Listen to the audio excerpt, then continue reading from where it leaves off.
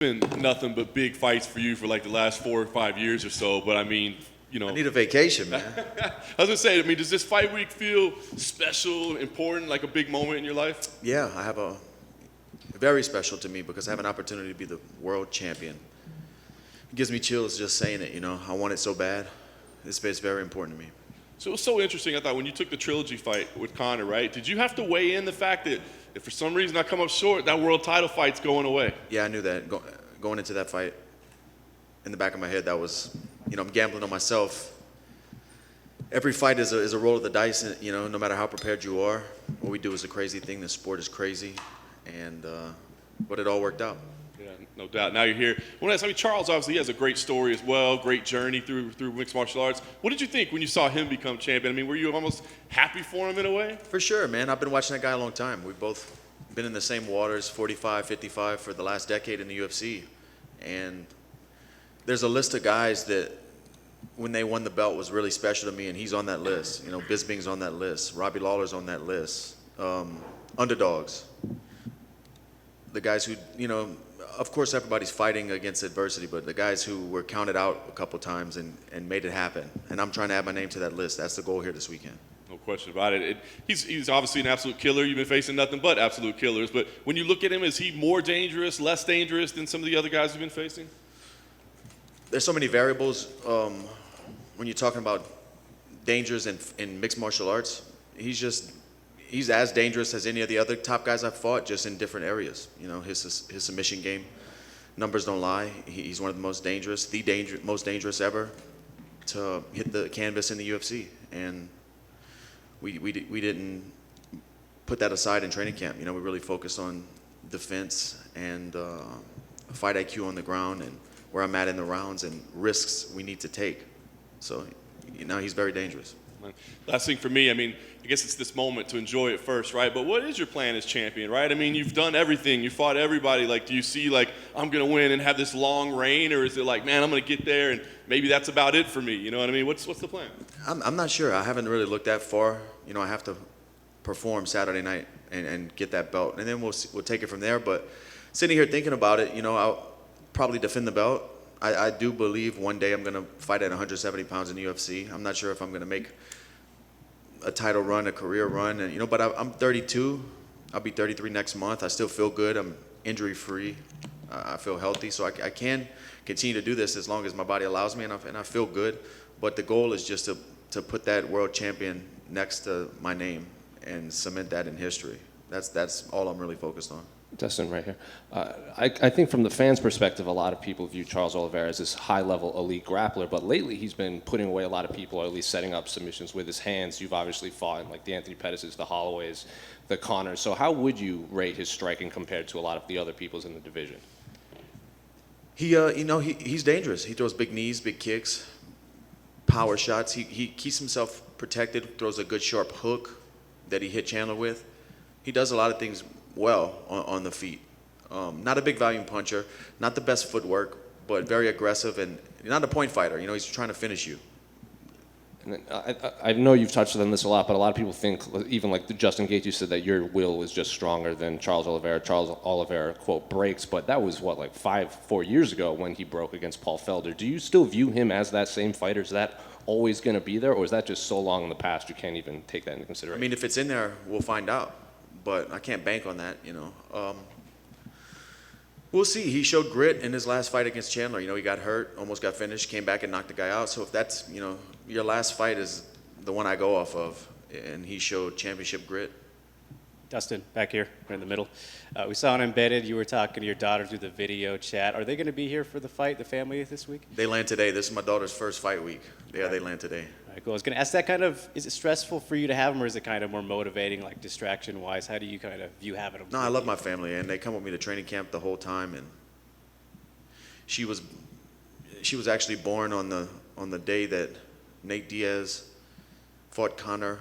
I forget what UFC number that was, but we were in the hospital room, rented it from UFC.com on my laptop, went pick up some food. She was born into this. I have a gym back home. She was raised in the gym too. This is just life. It's not a big deal to her, And I know that you missed Thanksgiving, so sorry to bring it up, but what's your favorite pie, man? Damn, I like pecan pie, man. I really do. But I'm gonna catch up on all that for Christmas. There you go. Best of luck, Dustin. Hey, Dustin, right here.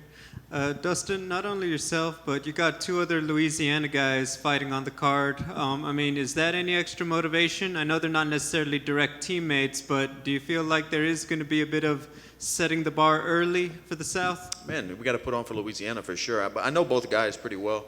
Me and Matt actually have trained together for years and years and years. We were at the same gym for a while in Louisiana. He came out to American Top Team. We were training together there. So, and I've been knowing him for a long time. I've cornered him before he made it to the UFC. So it's good to see those faces and be around those guys on fight week. You know, we're a long way from the rodeo arenas we fought in Louisiana. And to talk to you a little bit about other stuff going on in the lightweight division, just your thoughts on the other big fight coming up, Makhachev versus Beneil Dariush. It's a fun matchup. You know, Dariush is on a streak. Makhachev is dangerous. We'll get to see how good his ground game really is when they hit the mat. You know, obviously his wrestling's really good, but Dariush is dangerous in all positions. It's a fun fight. You know, the lightweight division I've said it over and over again, been very top heavy for the last few years. And it seems like it's not going anywhere. Is Justin Gaethje a different guy than when you fought him, in your opinion? I'm not sure. It's tough to say. You know, I know a lot of people thought he made a huge jump when he fought Tony, and I do think he is improving. I just think Tony made him look really good as well. It was a good matchup. But, no, he's tough, man. He's tough. Final one, you've got the original, you've got the knockout edition. If you win the belt, is there going to be a championship edition hot sauce? Man, we're launching this week a 3-pack with gold labels for championship week. It's not a different sauce. It's the same original sauce with gold labels. We're going to do a limited run of 2,100 because this is going to be my 21st win in the UFC. And $10 from every pack is going to the Good Fight Foundation. We're trying to raise money for Second Harvest Food Bank to provide 300,000 meals in Louisiana to underserved communities that need it. So, yeah, we're trying to tie everything in together. Thank you and good luck. Yeah. Oh, mic's off. Your last 2 fights had a lot of kind of emotional buildup with Conor. How's this one different in terms of like your headspace for this particular fight? It's smooth sailing. You know, not a lot of back and forth. He seems respectful. But at the end of the day, it's a fight. You know, this is warfare when we get in there. So the more mature me, I don't really pay a whole lot of mind. Even in the Conor fights and the build-up, I didn't really get too caught up in it. I don't really care about that stuff anymore. I know what matters. So even if this was a crazy back and forth verbal exchange, it wouldn't, when the bell rings Saturday night, it's going to be the same result. Just a follow-up to that, your wife was also involved in some back and forth. At least it got to her when you were fighting Conor. How's she doing with this particular fight? Is there a lot of relief in the house this time around? There wasn't any tension in the house before. Just like I said, when my daughter was born into this, my wife drove me to my first fight. I didn't have a car. She drove me across state lines to Arkansas, and I fought in a rodeo arena back in 2007 maybe. So she knows this game as well as you know, probably better than some people in the car. Dustin, hey, here in the back. As you mentioned, there's a lot going on in the lightweight division, and it seems like Justin Gaethje will be the next one to challenge after this. But there was a lot of talk about that. A lot of people felt Makhachev deserved it. In your opinion, who is the most deserving lightweight to challenge for the title after this fight? I don't know, man. That's Dana, Sean, and Mick's job. I don't play matchmaker. I just try to put these guys away. Like I said, it's top heavy. I'm not sure. You know, Gaethje had a title fight and then won one since then, right? Yeah. But he beat a guy Chandler was coming off a win, so I don't know, man. It's tough. It's been murky waters. It's hard to, you know, pick who's next. And you mentioned moving up to welterweight in the future. Obviously, Colby Covington has had a lot of negative things to say about you, and that's where he resides. Is that a fight that interests you in the future? We'll see. I'm not sure how soon I'm going to make that jump, you know, especially if I become the world champion Saturday. I have to, you know, defend the belt, and I have to be here for a while and establish myself as a world champion. But everybody's on the list if I move up, you know. Dustin, down down here to your left. You touched on, obviously, the win being your 21st, if you get it, but I believe in January 1st will be the 10-year anniversary of you making UFC debut at UFC 125. 11 year. Oh, 11 years. I can't even count, man, anyway. But anyway, how would you assess the journey? Because you've had ups and downs, and you picked yourself back up off the figurative canvas many times. So how would you assess the journey so far? Beautiful, man. A learning experience. It helped me become the fighter I am, but also the person I am. You know, I just hope I can pass on these lessons I've learned to my daughter, to other fighters in the future. You know, it's more than fighting. It's life lessons, and I'm just happy with the person I've become. And I know you're not one to overlook your opponents or what have you, but having had the interim belt wrapped around your waist, have you thought of what the feeling will be like when you have the undisputed one wrapped around your waist in front of a packed crowd? Man, when I do think about it, I just think about the next day. Not the moment, the next day when I can exhale. Because it's still going to be, you know, I'm going to win this fight, do media, go back to my hotel. It's still a rush of madness, you know. But when I get on that airplane with my wife and daughter the next day and I can exhale, nobody's asking questions, and I can hold the belt with my family, that's what I think about, that feeling. And I can't wait to see what it feels like. Thank you. Dustin, kind of right here. In that same vein, you've talked a lot about that promise you made to Jolie about being the undisputed champion. I know you didn't feel, in that sense, completely fulfilled with the interim title. Is that something you're thinking about much this week? Yeah, if I can become the world champion Saturday night, I've done it all in the sport. Everything I've set out to do, I've set my family up. We're in a good position financially. I have other businesses outside of outside of fighting going on. I have to check that box. That's forever. You know, I was saying 25 minutes to make life fair. This is 25 minutes for eternity. 25 till eternity. That's what this is. You don't take that away. Once a champion, always a champion. And it's very important for me and my wife, you know, none of this was done in vain regardless of what happened Saturday night. But it just cements everything that we thought.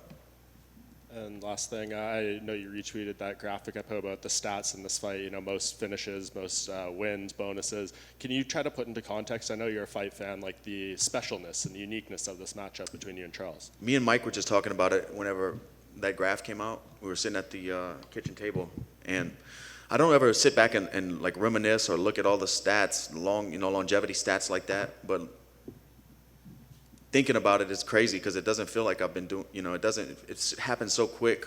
Even though it was 10 years, it happened so quick. It goes by so quick, and all the things you accomplish and add up and stack to the record books. I never sit down and look at it all, but to see that on the graph and to start looking, we started pulling up other records and stuff, and it's crazy, man. It's a good feeling. Yeah, Dustin, just one more back here. On the top, as I mentioned, the welterweight division before, the hottest rising guy there right now has got to be Khamzat Chimaev. Everyone's talking about it, and some people saying he's a future champ. Some people saying he's a little overhyped. Where do you stand? What's your opinion? I'm a fan. I want to, when he's on the card, I'm buying the pay-per-view or watching. It's exciting. That's what makes me want to watch, to find out if he's that guy, to see him compete. So, and I think the sport needs that. We need stars to stay to keep people interested. Not that they wouldn't be without it, but it's fun when you have a guy like that. Is this a real special person? And we're going to find out. And the last one from you then. You were on Hot Ones and you went through some pretty spicy sauces. Did that in any way affect or inspire you to try some of your own super spicy sauces in the future? We launched a KO edition, and man, that's about my limit. That's about my limit that I can enjoy before it becomes like a gag gift. Anything that's too hot is like you're going to use it one time to mess your friend up, and that's it. We'll see. All right, thank you. Thanks. Undisputed.